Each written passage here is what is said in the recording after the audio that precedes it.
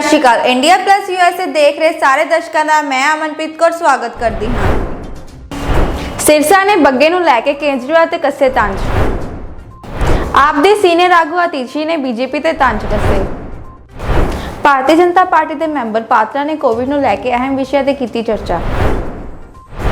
ਬੱਗਾ ਦੀ गिरफ्तारी ਨੂੰ ਲੈ ਕੇ ਸੁਖਬੀਰ ਬਾਦਲ ਨੇ ਕਿਹਾ ਕਿ ਆਪਨੇ ਗੁੰਡਾਗਰਦੀ ਕਰਨੀ ਸ਼ੁਰੂ ਕਰ ਦਿੱਤੀ ਹੈ। ਜ਼ੈਲੈਂਸਕੀ ਨੇ ਕੀਤੀ ਲਾਈਵ ਪ੍ਰੈਸ ਕਾਨਫਰੰਸ। आओ शुरुआत करते हैं आज इस पहली वड्डी खबर तो। सिरसा ने बग्गे नूं लैके केजरीवाल ते कस्से तंज। भारतीय जनता पार्टी ने पंजाब पुलिस से अपने नेता तेजिंदर बग्गा नूं अगवा करन दी कोशिश का दोष लगाया है ते कहा है कि आम आदमी पार्टी के सुप्रीमो अरविंद केजरीवाल बदले की राजनीति कर रहे हैं। भाजपा नेता मनजिंदर सिंह सिरसा ने दोष लगाया कि पंजाब के मुख्यमंत्री खुद एक सिख हैं, पर इस दे बावजूद पंजाब विच एक सिख का अपमान किया गया है।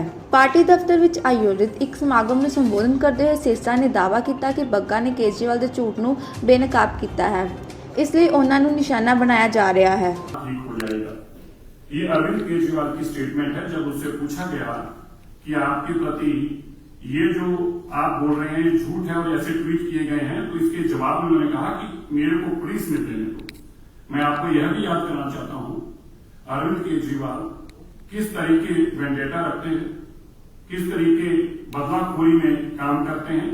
जब उनके पास पुलिस नहीं थी तो उन्होंने अपने एमएलए से अपने ही चीफ सेक्रेटरी को अपने ही घर बुलाकर पिटवाया। जो आदमी अपने चीफ सेक्रेटरी को अपने घर बुलाकर एक पढ़ा लिखा मुख्यमंत्री जो अपने आप को बताता है पिटवा सकता है, आप उससे कल्पना करें कि पुलिस का इस्तेमाल और दुरुपयोग को किस कदर करना होगा। आज जब तेजिंदर बग्गा को पुलिस अरेस्ट करने गई वो अनलॉफुल था, अनकॉन्स्टिट्यूशनल था। जैसे अभी मेरे से पहले भी बताया गया कि हाई कोर्ट और सुप्रीम कोर्ट की जजमेंट है और लेटेस्ट जजमेंट 2022 की है, जिसमें बाकायदा जज साहब ने ये क्लियर कहा कि Delhi high court reiterates other states police can not arrest Delhi people without info to Delhi police. और ये डबल बेंच ने पिछले दिनों में ही ये 2022 को 26 जनवरी 2022 के 25 जनवरी का केस था, जिसमें जस्टिस सिद्धार्थ मृदुल जी और अनूप जयराम जी, इसके अंदर उन्होंने स्टेटमेंट और जजमेंट में कहा। आज अरविंद केजरीवाल ऐसा क्यों कर रहा है? अरविंद केजरीवाल जो उसके खिलाफ लोग बोल रहे हैं, जो सच्चाई खोल रहे हैं, जो उसके बेनकाब कर रहे हैं उनके झूठों को, उनका मुंह बंद करना चाहता है, उनको डराना धमकाना। वो चाहता है कि बीजेपी का कार्यकर्ता सच ना बोले, उसकी सच्चाई लोगों के सामने ना आए। इसके लिए वो पंजाब पुलिस का दुरुपयोग कर रहा है। हमें हैरानी इस बात की है, मुख्यमंत्री भगवंत मान है और एक सिख मुख्यमंत्री के होते एक सिख को घर से बेइज्जत करके उसके पिता को पीटा जाता है, उसका मोबाइल छीन करके उनके पिता को उसको कमरे में बंद किया जाता है। तेजिंदर बग्गा को बिना दस्तार नंगे सिर पुलिस उठाकर लेकर जाती है। क्या गुनाह है तेजिंदर बग्गे का? आतंकवादी है। अरे 40 बेगुनाह लोग पंजाब के अंदर गैंगस्टरों ने मार दिए, जिसके अंदर अंतरराष्ट्रीय कबड्डी खिलाड़ी तक है। पुलिस कुछ ना कर पाई, पुलिस दिल्ली में ढेर लगा गई। कल ही 2 लोग नौजवान बच्चे नशे से मारे गए, टीके लगाकर उनकी मृत्यु हो गई और नशा तस्कर शरेआम घूम रहे हैं। और भगवंत मान जी की पुलिस दिल्ली में घूम रही। पटियाला में जो आपने देखा किस तरह आपसी स्वाद बिगाड़ा जा रहा है, भाईचारक सांस तोड़ी जा रही है और पंजाब पुलिस 50-50 लोगों को लेकर जैसे किसी आतंकवादी को अरेस्ट करना हो। क्या है अरविंद केजरीवाल की मानसिकता? मैं अरविंद केजरीवाल को एक बात याद करना चाहता हूं, ये पीरों फकीरों की धरती है, गुरुओं की धरती है। तुम हमें डरा और धमका नहीं सकते। इस धरती पे सिखों को डराने और धमकाने के लिए जकरिया खान ने कोशिश की, औरंगजेब ने कोशिश की, गोरा ने कोशिश की, गांधी परिवार ने कोशिश की। तुम हमें जेलों में तो बंद कर सकते हो, मुकदमे तो बना सकते हो, लेकिन डरा कर मुंह बंद नहीं कर सकते। और इनसे आपसे पहले भी जिन लोगों ने ऐसा करने की कोशिश की, आज उनका हाल हशर देख लीजिए। मुकदमों में जेलों में बंद पड़े हैं। देश का कानून है और देश के कानून में किसी सूरत में किसी को उस कानून को तोड़ने नहीं दिया जाएगा। दिल्ली पुलिस ने किडनैपिंग का मुकदमा दर्ज किया है, क्योंकि आप किसी पुलिस की स्टेट में जाएंगे बिना उस पुलिस के लोकल पुलिस स्टेशन की जानकारी में, लोकल पुलिस को साथ ले जाकर जब तक उसको अरेस्ट नहीं करते, it amounts to a kidnapping. Illegal detention, आप गैर कानूनी तरीके से तेजिंदर बग्गा को अरेस्ट कर ले जाने की आपने जो कोशिश चेष्टा की है, दिल्ली के अंदर मुकदमा दर्ज हुआ है। हरियाणा में जो भी जानकारी मिल रही है मीडिया के माध्यम से, कुरुक्षेत्र में दिल्ली पुलिस के आगरा के ऊपर की किडनैपिंग हुई है और ये सारी किडनैपिंग करने के बाद 3 पुलिस वाले जाते हैं बताने के लिए कि हमने क्या आदमी किडनैप कर लिया। क्या बात है। आप अरविंद केजरीवाल की दलील, अरविंद केजरीवाल तुम जितनी मर्जी कोशिश करो, पंजाब देश के लोग आज देख रहे हैं किस कदर तुम बदलाखोरी के ऊपर उतर आए हो। अभी तो तुम्हें एक स्टेट की सत्ता मिली, आप सोच के कल्पना करके देखिए कि आदमी कितना खतरनाक है। 1980 के दशक वाले रास्ते पर सिखों को ला रहा है, पंजाब को उसी रास्ते पर ले जा रहा है। मैं आज पंजाब के लोगों को ये बात याद करना चाहता हूं, मैं बार बार कहता रहा, अरविंद केजरीवाल एक ईस्ट इंडिया कंपनी की तरह आया है। पहले सपने दिखाएगा, फिर तुम्हें लूटेगा, कूटेगा, मारेगा, ये सिखों को बदनाम करेगा, ये आतंकवादी बताएगा, उनको जेलों में बंद करेगा। और वही काम अरविंद केजरीवाल ने शुरू कर दिया। लेकिन भारतीय जनता पार्टी सच के साथ खड़ी है। तेजिंदर बग्गे ने कोई गुनाह नहीं किया, उसने अरविंद केजरीवाल के झूठों को बेनकाब किया है और झूठ को 1000 बार बेनकाब करेंगे। हम सब तेजिंदर बग्गा के साथ खड़े हैं, उसके परिवार के साथ खड़े हैं। भारतीय जनता पार्टी किसी भी सूरत में अपने कार्यकर्ता के साथ ऐसी बेइंसाफी देश में किसी भी नागरिक के साथ नहीं होने देगी। और वो तो हमारी पार्टी का आदमी है। मैं बड़े सख्त शब्दों में जैसी निंदा करता हूं और पुलिस को चेतावनी देता हूं। याद कीजिए 1980 के दशक के सब पुलिस वालों के मुकदमे बने जिन्होंने इस तरह से जातियां की। आप अगर जाति करेंगे तो कानून आपके ऊपर भी काम करेगा। कानून सब पे लागू होता है, पुलिस कानून के दायरे से बाहर जाकर काम नहीं कर सकती। अरविंद केजरीवाल का चेहरा बेनकाब हो रहा है और होगा, और ये घिनौना चेहरा आज उसका आपके सामने आया। किस तरह आज सिख स्टेट के मुख्यमंत्री एक सिख को उसकी बिना दस्तार के नंगे सिर बेइज्जत करते, जलील करते ले जा रहे हैं। क्यों?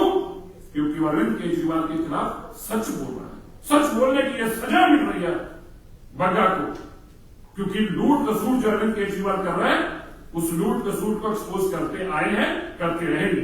इसलिए मैं आप लोगों को यह जानकारी देना चाहता हूं, किसी भी सूरत के अंदर पंजाब पुलिस ने जो इलीगल काम किया है वो नहीं बर्दाश्त किया जाएगा। उसके ऊपर कानूनी कार्रवाई होगी और कानूनी कार्रवाई के शिकंजे में जो भी गलत करेगा वो शिकंजे में पकड़ा जाएगा, बचकर नहीं जाता। धन्यवाद। ਆਪ ਦੇ ਸੀਨੀਅਰ ਆਗੂ ਆਤੀਸ਼ੀ ਨੇ ਬੀਜੇਪੀ ਤੇ ਤੰਜ ਕੱਸੇ। ਆਪ ਦੇ ਸੀਨੀਅਰ ਲੀਡਰ ਆਤੀਸ਼ੀ ਨੇ ਇੱਕ ਲਾਈਵ ਪ੍ਰੈਸ ਕਾਨਫਰੰਸ ਨੂੰ ਸੰਬੋਧਨ ਕਰਦੇ ਹੋਏ ਕਿਹਾ ਕਿ ਪਿਛਲੇ ਕਈ ਦਿਨਾਂ ਤੋਂ ਬਾਰ-ਬਾਰ ਇਹ ਮੁੱਦਾ ਦੇਸ਼ ਦੀ ਜਨਤਾ ਦੇ ਅੱਗੇ ਰੱਖ ਰਹੇ ਹਾਂ ਕਿ ਭਾਰਤੀ ਜਨਤਾ ਪਾਰਟੀ ਇੱਕ ਗੁੰਡਾ ਦੀ ਪਾਰਟੀ ਹੈ, ਲਫੰਗੇ ਦੀ ਪਾਰਟੀ ਹੈ। ਭਾਰਤੀ ਜਨਤਾ ਪਾਰਟੀ ਦੇ ਨੇਤਾ ਹਿੰਸਾ ਕਰਵਾਉਂਦੇ ਹਨ, ਤੋੜ-ਫੋੜ ਕਰਵਾਉਂਦੇ ਹਨ ਅਤੇ ਦੰਗੇ ਕਰਵਾਉਂਦੇ ਹਨ। ਇਹ ਗੱਲ ਨਾ ਕਿ ਸਿਰਫ ਆਮ ਆਦਮੀ ਪਾਰਟੀ ਨੇ ਕਹੀ ਹੈ, ਬਲਕਿ ਅੱਜ ਪੂਰੇ ਦੇਸ਼ ਦੀ ਜਨਤਾ ਨੇ ਕਹੀ ਹੈ कि यह भारतीय जनता पार्टी की गुंडागर्दी तो तंग आ गए हैं। देश की जनता के सामने रख रहे हैं कि भारतीय जनता पार्टी एक गुंडों की पार्टी है, भारतीय जनता पार्टी लफंगों की पार्टी है, भारतीय जनता पार्टी के नेता हिंसा करवाते हैं, भारतीय जनता पार्टी के नेता तोड़ फोड़ करते हैं, भारतीय जनता पार्टी के नेता दंगई हैं, दंगे भड़काते हैं। ये बात ना सिर्फ आम आदमी पार्टी कह रही है, आज पूरे देश की जनता इस बात को कह रही है कि वो भारतीय जनता पार्टी की इस गुंडागर्दी से परेशान है। ऐसे ही भारतीय जनता पार्टी के एक गुंडागर्दी करने वाले, लफंगई करने वाले, हिंसा करने वाले, दंगे भड़काने वाले नेता हैं श्री तेजिंदर बग्गा, जो ये सारी वैल्यूज़ भारतीय जनता पार्टी गुंडागर्दी की, दंगों की, लफंगई की जो भारतीय जनता पार्टी की हैं, उनका साक्षात स्वरूप हैं तेजिंदर बग्गा जी। तेजिंदर बग्गा जी वही नेता हैं जिन्होंने सुप्रीम कोर्ट के परिसर के अंदर घुसकर एक वकील पर हमला किया था। तेजिंदर बग्गा जी भाजपा के वही नेता हैं जिन्होंने रामलीला मैदान के अंदर घुसकर एक चलते हुए कार्यक्रम में हमला किया था। तेजिंदर बग्गा जी वही नेता हैं भाजपा के जिन्होंने एक बुक लॉन्च में घुसकर जिस व्यक्ति ने किताब लिखी थी उन पर हमला किया था। तेजिंदर बग्गा जी वही नेता हैं भारतीय जनता पार्टी के जिन पर अमित शाह के एक रोड शो के दौरान जो हिंसा हुई थी, हिंसा करने की वजह से तेजिंदर बग्गा जी पर केस लगा हुआ है। ये वही तेजिंदर बग्गा हैं। ये वही तेजिंदर बग्गा हैं जिनके खिलाफ जनवरी 2014 में किसी के घर में जबरन घुस के हमला करने पे आईपीसी के सेक्शन 452 का केस लगा है। ये वही तेजिंदर बग्गा हैं जिन पर दंगे भड़काने, धार्मिक विद्वेष फैलाने, धर्म, जाति और समुदाय के नाम पर माहौल खराब करने का आईपीसी सेक्शन 153A के तहत केस दर्ज है।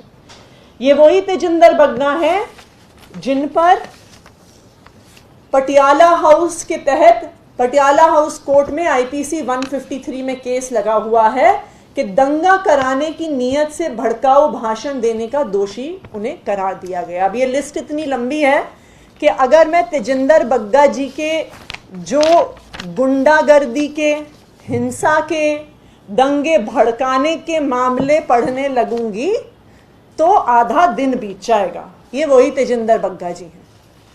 इसी तेजिंदर बग्गा जी पर पंजाब पुलिस ने एक केस फाइल किया। क्यों? क्योंकि उन्होंने पंजाब का माहौल बिगाड़ने की कोशिश करी।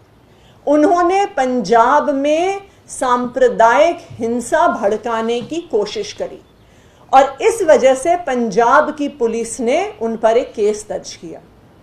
जो कानून की प्रक्रिया है, उस कानून की प्रक्रिया के तहत तेजिंदर बग्गा जी को 5 बार समन भेजा गया कि वो इन्वेस्टिगेशन में शामिल हों, लेकिन तेजिंदर बग्गा जी इन्वेस्टिगेशन में शामिल नहीं हुए।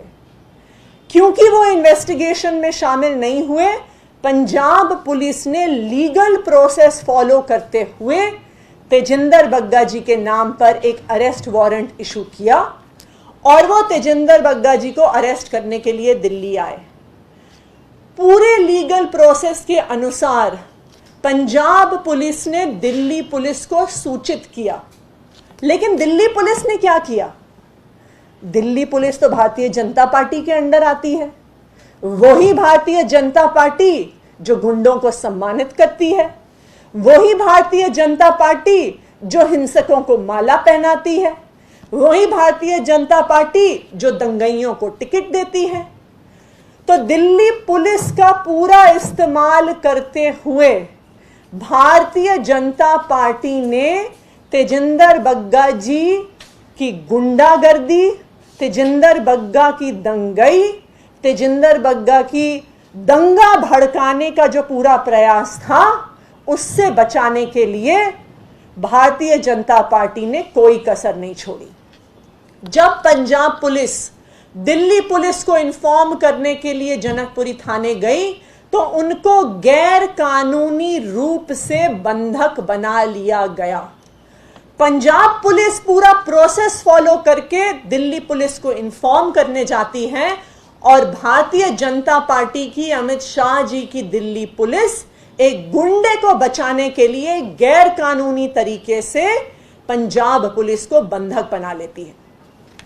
आज सुबह पंजाब पुलिस तेजिंदर बग्गा को अरेस्ट करके जब पंजाब में मजिस्ट्रेट के सामने पेश होने के लिए अरेस्ट करके लेके जाती है तो फिर से गैर कानूनी रूप से हरियाणा की पुलिस को इस्तेमाल किया जाता है और पंजाब की पुलिस को रोक दिया जाता है।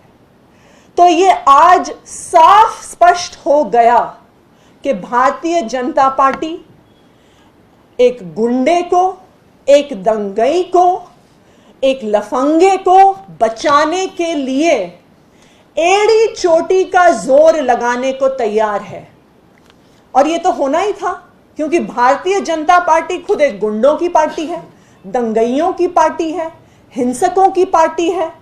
तो जब कोई गुंडा पकड़ा जाता है, जब कोई दंगई पकड़ा जाता है, जब कोई उनका लफंगई करने वाला पकड़ा जाता है, तो भारतीय जनता पार्टी सरकारी तंत्र ऊपर से नीचे तक लगा देती है, गैर कानूनी रूप से लगा देती है कि वो अपने एक गुंडे बदमाश दंगई को बचा सके।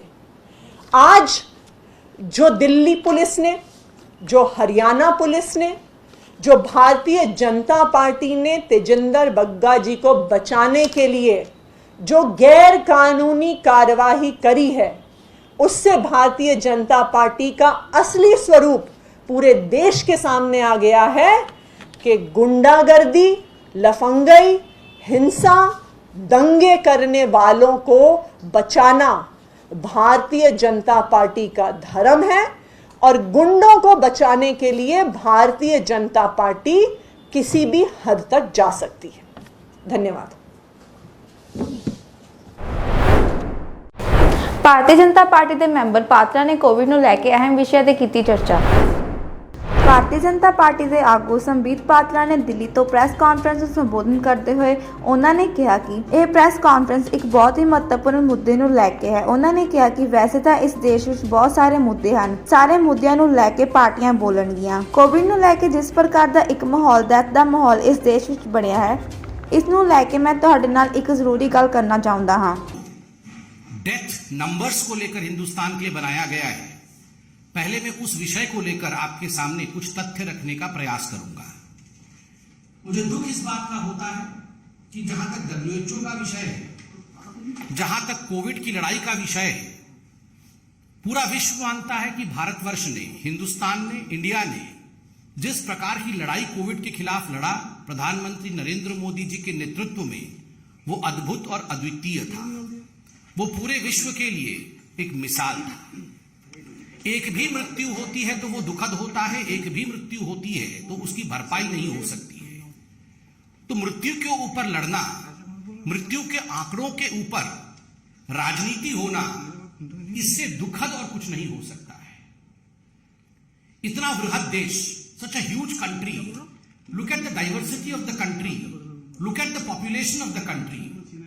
देश की जनसंख्या को देखिए, देश की स्थिति को देखिए, उसके बावजूद जो डेवलप्ड नेशन है उनसे भी बढ़कर के भारतवर्ष ने यह युद्ध लड़ा है कोरोना के खिलाफ। वैक्सीनेशन ड्राइव को देखिए तो एक इतिहास भारत आज रचता हुआ नजर आ रहा है।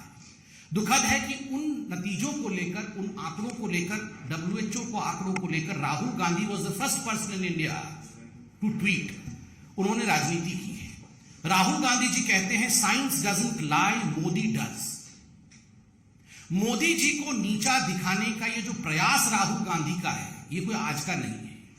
2014 से ही निरंतर मोदी जी को नीचे दिखाने के प्रयास में, हमेशा भारतवर्ष को नीचे दिखाने में राहुल गांधी सफल रहे। चाहे सर्जिकल स्ट्राइक का विषय हो, चाहे अन्य महत्वपूर्ण विषय हो, सभी विषयों पर जिस प्रकार से राहुल गांधी ने समय समय पर मोदी जी और भारतीय जनता पार्टी पे आक्रमण करते हुए भारत को नीचा दिखाया है, यह बहुत ही दुखद है। We did not want to have a distinction between BJP and non-BJP ruled states.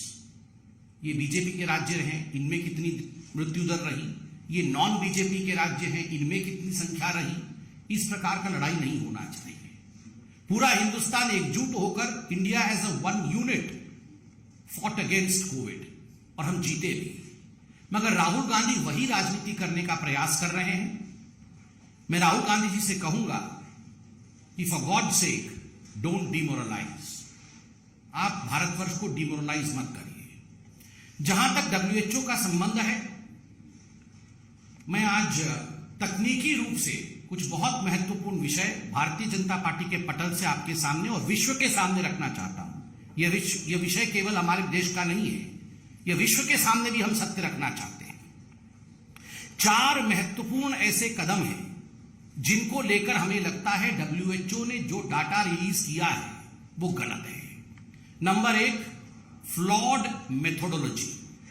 WHO ने जो मेथोडोलॉजी अर्थात जिस प्रकार के तरीके को अपनाया है वो गलत है। दूसरा, inaccuracy in sourcing of data. ये जो सोर्स ऑफ डाटा होता है उसकी एक्यूरेसी होनी चाहिए, और WHO ने खुद माना है कि अनवेरिफाइड सोर्सेज से उन्होंने डेटा इकट्ठा किया है। तीसरा विषय है इनकंसिस्टेंसीज इन क्राइटेरिया। किन क्राइटेरियाज के आधार पर भारतवर्ष को टायर 2 देश में रखा गया है, यह भी सटीक रूप से पता नहीं चलता है। और अंत में यूज ऑफ अजम्पशंस, अर्थात काल्पनिक तरीके से डेटा का मंथन करना और भारतवर्ष को टायर 2 देश में रखना, इन सब विषयों पर भारतवर्ष ने समय समय पर WHO से वार्तालाप किया है और अपने विषय को बताया है कि हम इससे सहमत नहीं हैं, हम असहमत हैं। आप याद रखिए, जहां तक WHO की मेथोडोलॉजी है, that was the mathematical module. ये जो मैथमेटिकल मॉडल है उसके आधार पर WHO ने कैलकुलेशन किया है। भारतवर्ष ने समय समय पर कहा है कि हम इस मैथमेटिकल मॉडल को मानते नहीं है। ये जो गणित के आधार पर आपने ये डेटा दिया है, हम इस पर विश्वास नहीं रखते हैं, हम इसे मानते नहीं है। सबसे बड़ी बात है बंधुवर कि भारतवर्ष में मृत्यु और जन्म, बर्थ एंड डेथ, इसके रजिस्ट्रेशन को, इसके पंजीकरण को लेकर एक बहुत रोबस्ट सिस्टम प्लेस में है। A very robust system is in place as far as the registration of birth and death is concerned through the CRS, that is the Civil Registration System, जो कि रजिस्ट्रार जनरल ऑफ इंडिया के अंतर्गत आता है और ये 1969 के से चल रहा है। एक बहुत ही रोबस्ट सिस्टम है और इसमें आप देखिएगा कि जो भी पंजीकरण होना है 2016 के बाद जिस प्रकार से ये पंजीकरण में इजाफा हुआ है, खास करके मृत्यु दर आप देखिएगा, इसमें बिल्कुल सटीक संख्या रजिस्ट्रार जनरल ऑफ इंडिया आज रख पा रही है। इसलिए एक रोबोस्ट सिस्टम के होने के बावजूद एक दूसरे मॉडल से कैलकुलेशन WHO करती है, ये उचित नहीं है। ये जो रजिस्ट्रार जनरल ऑफ इंडिया है, इसे बताना बहुत अनिवार्य है कि it is assisted by the chief registrar of states and union territories. हर राज्य में, हर यूनियन टेरिटरीज में उनके अपने रजिस्ट्रार के ऑफिस हैं और ये सारे राज्य और यूनियन टेरिटरीज रजिस्ट्रार असिस्ट करते हैं और पूरे देश में ऐसे 3 लाख रजिस्ट्रार और सब रजिस्ट्रार्स हैं जो इस पूरे प्रकरण में रजिस्ट्रार जनरल ऑफ इंडिया की मदद करते हैं। तो एक बहुत बड़ा सिस्टम है, बृहद सिस्टम है। और आप याद रखिए, मैं राहुल गांधी जी से कहना चाहता हूं, Rahul Gandhi ji, ultimately the national data that comes, ये जो डेटा हम राष्ट्रीय स्तर पर रखते हैं, RGI रखती है, ये राज्यों के और यूनियन टेरिटरीज के रिपोर्ट्स जो सबमिट होते हैं उनके आधार पर होते हैं। तो ये एक तरफा नहीं होते हैं, हर राज्य के रिपोर्ट के आधार पर होते हैं। और जो नेशनल रिपोर्ट है, 2019 का नेशनल रिपोर्ट जून 2021 में पब्लिश हुआ था और 2020 का नेशनल रिपोर्ट 3 मई 2022 को पब्लिश हुआ था। इतने डाटा को नहीं मान के WHO अपना डाटा बनाती है, WHO अपने मॉडल को लाने का प्रयास करती है। मुझे लगता है इस पर बहुत भारत सरकार ने आपत्ति भी जताया, किंतु WHO ने इस पर अभी किसी प्रकार से कोई टिप्पणी नहीं की। ਬੱਗਾ ਦੀ ਗ੍ਰਿਫਤਾਰੀ ਨੂੰ ਲੈ ਕੇ ਸੁਖਬੀਰ ਬਾਦਲ ਨੇ ਕਿਹਾ ਕਿ ਆਪਨੇ ਗੁੰਡਾਗਰਦੀ ਕਰਨੀ ਸ਼ੁਰੂ ਕਰ ਦਿੱਤੀ ਹੈ। ਸ਼੍ਰੋਮਣੀ ਅਕਾਲੀ ਦਲ ਬਾਦਲ ਪਾਰਟੀ ਸੁਖਬੀਰ ਬਾਦਲ ਨੇ ਤੇਜਿੰਦਰ ਸਿੰਘ ਬੱਗਾ ਨੂੰ ਪੰਜਾਬ ਵੱਲੋਂ ਦਿੱਲੀ ਵਿੱਚੋਂ ਹਿਰਾਸਤ ਵਿੱਚ ਲਏ ਜਾਣ ਤੇ ਕਿਹਾ ਕਿ ਪੰਜਾਬ ਦੀ ਆਮ ਆਦਮੀ ਪਾਰਟੀ ਨੇ ਗੁੰਡਾਗਰਦੀ ਕਰਨੀ ਸ਼ੁਰੂ ਕਰ ਦਿੱਤੀ ਹੈ। ਪੰਜਾਬ ਪੁਲਿਸ ਦਾ ਸਹਾਰਾ ਲੈ ਕੇ ਦੂਜੇ ਸੂਬਿਆਂ ਵਿੱਚ ਚੁੱਕਿਆ ਜਾ ਰਿਹਾ ਹੈ। ਮੈਂ ਪੰਜਾਬ ਦੇ DGP ਨੂੰ ਕਹਿਣਾ ਚਾਹੁੰਦਾ ਹਾਂ ਕਿ ਉਹਨਾਂ ਦੇ ਮਗਰ ਲਾ ਕੇ ਇਹ ਗਲਤ ਕੰਮ ਨਾ ਕਰੋ, ਤੁਹਾਡੀ ਵੀ ਜ਼ਿੰਮੇਵਾਰੀ ਬਣਦੀ ਹੈ। ਅਸੀਂ ਇਸ ਦੀ ਨਿੰਦਾ ਕਰਦੇ ਹਾਂ। ਦਿੱਲੀ ਦੇ ਵਿੱਚੋਂ ਲੈ ਕੇ ਆਈ ਹੈਗੀ ਆ, ਰੋਕ ਲੱਗ ਰਿਹਾ ਪੰਜਾਬ ਪੁਲਿਸ ਨੂੰ। ਦੇਖੋ, ਪੰਜਾਬ ਪੁਲਿਸ, ਮੈਂ ਪਹਿਲੇ ਵੀ ਕਿਹਾ ਸੀ ਕਿ ਆਮ ਆਦਮੀ ਪਾਰਟੀ ਜਿਵੇਂ ਗੁੰਡਾਗਰਦੀ ਇਹਨਾਂ ਨੇ ਸ਼ੁਰੂ ਕਰ ਦਿੱਤੀ ਹੈ, ਜਿਸ ਤਰੀਕੇ ਨਾਲ ਦੂਜੇ ਸੂਬਿਆਂ ਦੇ ਲੋਕੀ ਚੱਕ ਲਿਆ, ਪੰਜਾਬ ਪੁਲਿਸ ਨੂੰ ਮਿਸਯੂਜ਼ ਕਰ ਰਿਹਾ। ਮੈਂ ਤਾਂ DGP ਨੂੰ ਕਹਿਣਾ ਚਾਹਣਾ ਕਿ ਤੁਹਾਡੀ ਇੱਕ ਜ਼ਿੰਮੇਵਾਰੀ ਹੈ, ਐ ਨਹੀਂ ਹੈ ਕਿ ਜਿਵੇਂ ਜੋ ਕਹਿਣ, ਗਲਤ ਕੰਮ ਕਹਿਣ ਤਾਂ ਤੁਸੀਂ ਕਰਾਈ ਜਾਓ। ਸਟਰੋਂਗਲੀ ਕੰਡੈਮ ਕਰਦੇ ਹਾਂ। ਨਸ਼ਿਆਂ ਦੇ ਮਾਮਲੇ ਦੇ ਵਿੱਚ ਮਲੋੜ ਦੇ ਵਿੱਚ ਹੀ ਦਰਜਨ ਦੇ ਕਰੀਬ ਜਿਹੜੀਆਂ ਮੌਤਾਂ ਹੋ ਚੁੱਕੀਆਂ, ਬੇਸ਼ੱਕ ਇਹਨਾਂ ਨੇ ਨਸ਼ੇ ਨੂੰ ਖਤਮ ਕਰਨ ਦਾ ਦਾਅਵਾ ਕੀਤਾ। ਇਹਨਾਂ ਦਾ ਕੋਈ ਦਾਵਾ ਨਾ ਪੂਰਾ ਹੋਣਾ ਹੈ, ਨਾ ਇਹਨਾਂ ਨੇ ਕਰਨਾ ਹੈ। ਝੂਠ ਬੋਲ ਕੇ ਇਹਨਾਂ ਨੇ ਸਰਕਾਰ ਬਣਾਈ ਹੈ ਤੇ ਹੁਣ ਤੁਸੀਂ ਆਪ ਹੀ ਦੇਖ ਲਿਆ ਕਿਹੋ ਜਿਹਾ ਹਾਲ ਪੰਜਾਬ 'ਚ ਹੋ ਗਿਆ। ਜ਼ੈਲੈਂਸਕੀ ਨੇ ਕੀਤੀ ਲਾਈਵ ਪ੍ਰੈਸ ਕਾਨਫਰੰਸ। ਸਪਸ਼ਟ ਤੌਰ ਤੇ ਯੂਕਰੇਨ ਦੇ ਵਿਰੁੱਧ ਰੂਸ ਦੀ ਲੜਾਈ ਸਿਰਫ ਇੱਕ ਦੇਸ਼ ਤੇ ਕਬਜ਼ਾ ਕਰਨਾ ਅਤੇ ਉਸ ਵਿੱਚ ਜੀਵਨ ਨੂੰ ਤਬਾਹ ਕਰਨ ਦੀ ਕੋਸ਼ਿਸ਼ ਕਰਨਾ ਨਹੀਂ, ਇਹ ਆਜ਼ਾਦੀ ਉੱਤੇ ਹਮਲਾ ਹੈ ਅਤੇ ਇਸ ਲਈ ਦੁਨੀਆ ਦੇ ਸਾਰੇ ਆਜ਼ਾਦ ਲੋਕਾਂ ਲਈ ਇਹ ਜ਼ਰੂਰੀ ਹੈ ਕਿ ਸਾਡੇ ਦੇਸ਼ ਰੂਸ ਨਾਲ ਟਕਰਾਉਣ ਵਿੱਚ ਇਕੱਲਾ ਨਾ ਰਹੇ। ਇਹ ਜ਼ਰੂਰੀ ਹੈ ਕਿ ਹਰ ਕੋਈ ਮਦਦ ਕਰੇ।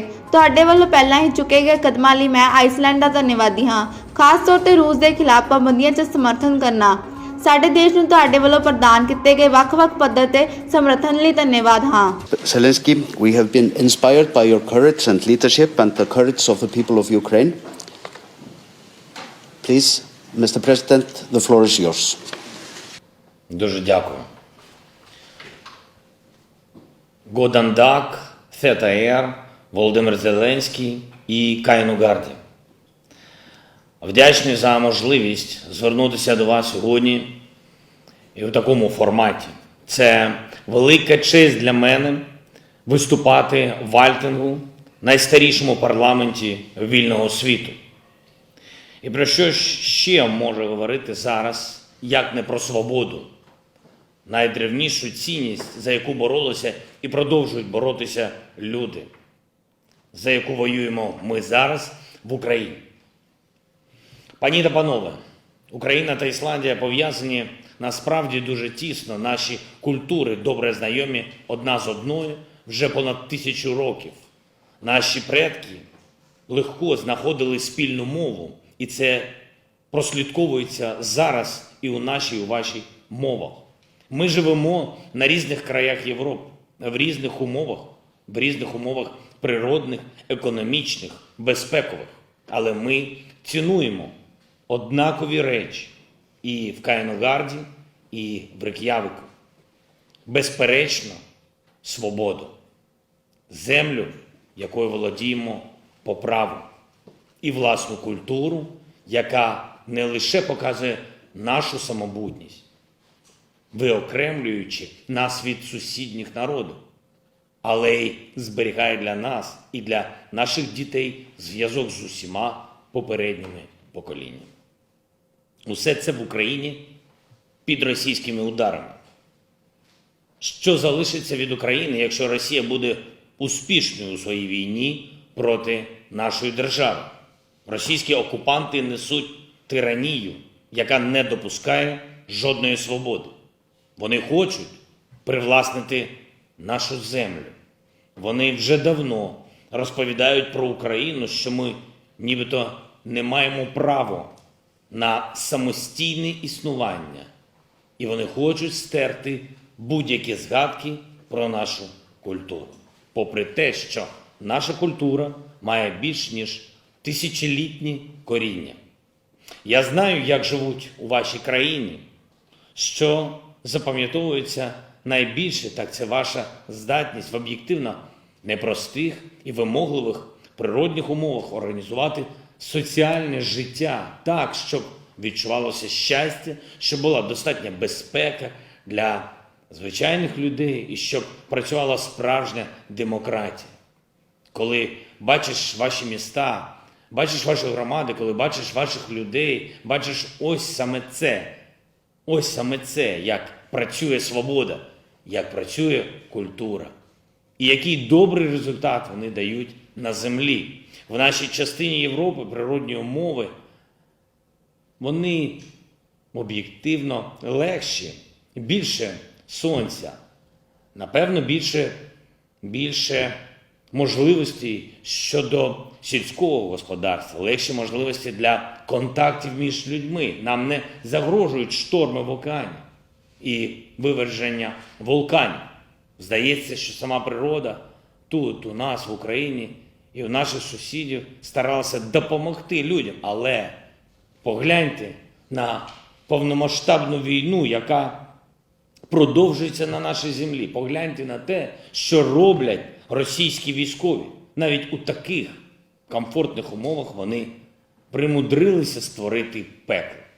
Для чого? Це все дуже відверто. Щоб у нас ніколи не було демократії, щоб ми ніколи не мали незалежності, щоб нашу землю, нашу природу можна було використовувати всупереч нашим інтересам. щоб наші ресурси працювали на чужу державу і щоб наші люди були просто мовчазною робочою силою. Я прошу вас звернути увагу лише на один показовий факт. Вже більше 500 тисяч наших людей депортовані в Росію. Їх змусили туди поїхати.